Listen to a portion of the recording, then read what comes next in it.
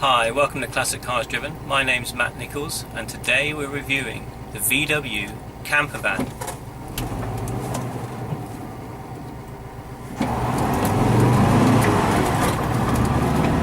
Although the idea originally for the camper van came in 1946 from Dutch Volkswagen importer Ben Pong, it wasn't until 1949 that the first cars rolled off the production line, a sort of multi-purpose utility vehicle that were then taken by companies such as Westphalia and Devon to convert into camper vans.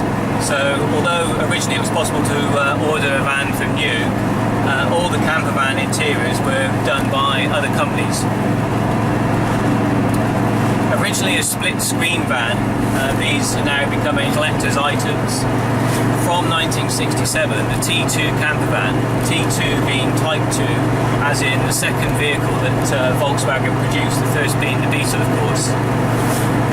So from a split screen to the larger known as bay window or bay van, production continued in Germany from 1967 until 1979, when it was moved across to South America, in Mexico and Brazil, and in fact since 1994 being produced in Brazil.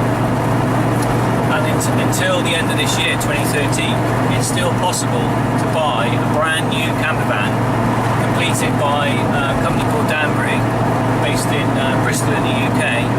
So you can have an original looking vehicle with a modern petrol engine in the back and a completely modern sort of caravan-esque type interior. The car we're driving today is available to hire from classiccampervans.co.uk, and this one is a 2007 Danbury converted van.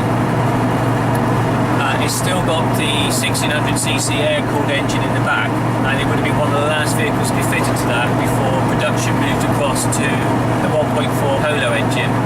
So it's got a realistic engine note, it's sort of purring away in the background, and you cruise along in sort of 50 miles an hour, which is about as fast as this car wants to go. It's sort of 4-speed gearbox, fairly high revving air-cooled engine. And sat up high, you get to see quite a lot of the countryside. So what's a camper van like to drive? Well, as you can imagine, from something that's been around for as long as this, some 64 years in total, then it's a very, very basic driving experience.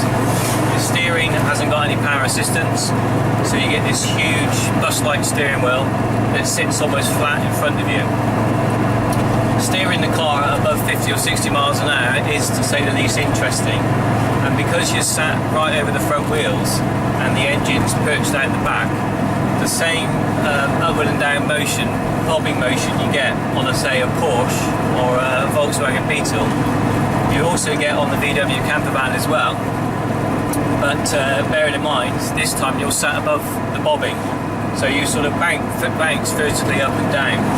And as you look at the road surface ahead, even the smallest undulations grab your attention as you and your passenger prepare to be launched off your seats as you bounce along down the undulating highway. Also, with a 4-speed box, relatively small engine for the size of vehicle, the engine itself is revving quite high. I mean, we're doing about 50 miles an hour now, there's no rev counter, but the engine itself sounds like it's purring along at quite a high rate. So you tend to sit at 50-60, you tend to collect a sort of queue of traffic behind you, but here's the thing, with the camper van, you don't really care. You can pull over and let them pass every now and again if you want to, but you're the one who's got the excellent view of the scenery, you're the one in the stylish van, you're the one who's probably enjoying your journey the most.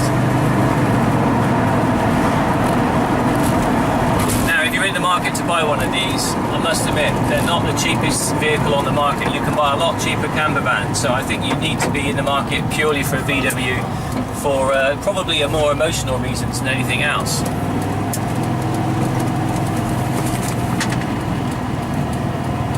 Because spending some time with the VW camper van is a bit like going on holiday with your pet dog.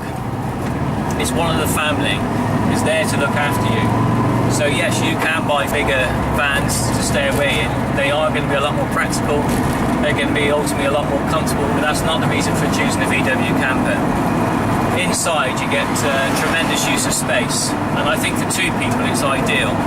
For 2 plus 2, a small family of 4, you are already beginning to stretch the idea, but with this one and its extended roof, you've got great potential in storing goods above your head when the roof's up, and then in a boot for journeys.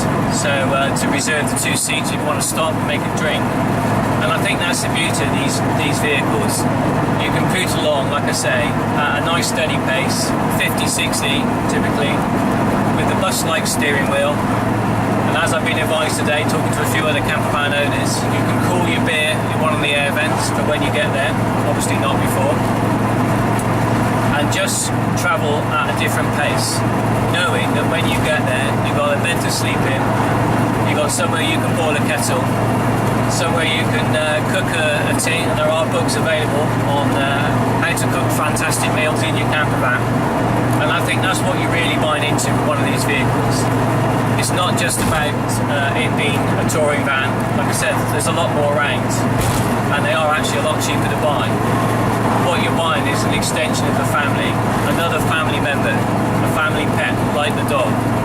And this van will look after you as well as you look after it.